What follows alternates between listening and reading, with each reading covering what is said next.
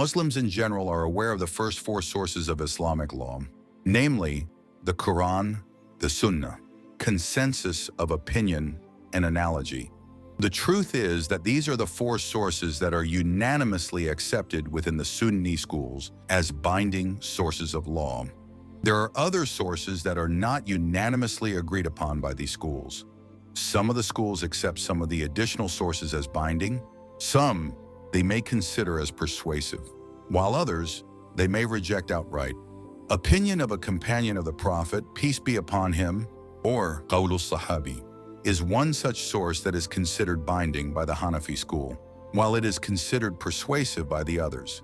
A companion, according to most jurists, is someone who saw the Prophet, peace be upon him, believed in him, supported him, and was in association with him for some time so that he could understand something of the ways of the Sharia from him. After the death of the Prophet, peace be upon him, it was the companions who interpreted the law and developed it where needed. They undertook ijtihad, issued rulings, settled cases, and became a source of guidance for later generations. The main issue faced by the jurists under this source is whether the opinion of a companion is to be preferred over analogy undertaken by a later jurist. In general, the Hanafis maintain that if there is a clash between the opinion of a companion and analogy, the analogy is to be given up and the opinion of the companion is to be followed. The Shafi'is uphold that it is not binding on the jurist to give up analogy. He may or may not do so at his discretion.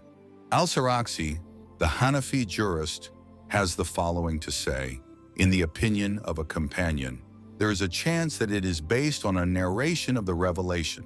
It appears from their practice that if one of them possessed a text, he would either narrate it or base his opinion on it.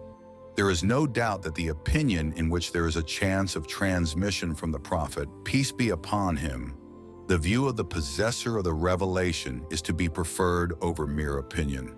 It is in this context that the preference for the opinion of the companion over opinion is analogous to the preference for an individual narration over analogy. And even if their view was based upon analogy, their view is stronger than all who are not companions. The reason is that they were witness to the practice of the Prophet, peace be upon him, in the elaboration of the legal rules, and they saw the events that were the cause of revelation. It is on this basis that their view is to be preferred over the view of those who did not witness any of these things. The second area in which the Hanafis maintain that it is binding to follow the opinion of a companion is where the companion is talking about quantities, numbers, and periods. The reason is that analogy has no role to play in this area, and most jurists agree that the opinion of a companion is to be followed. Al-Sarakhsi points out that it is for this reason that we have followed the opinions of companions in the following cases: the rates of zakat, the determination of the amount of dower, the determination of the minimum and maximum for the period of menstruation, the determination of the post-natal period, and the determination of the maximum gestation period. Those who do not consider the opinion of a companion to be binding maintain that they are under an obligation to follow the Quran and the Sunnah, as well as those sources that are indicated by these two primary sources. These primary sources have not asked us to follow the opinion of a companion as a source of law.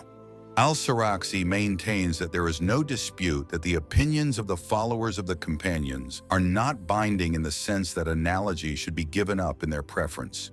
If one of them holds an opinion contrary to the consensus of the companions, his opinion is not given weight in opposition to theirs.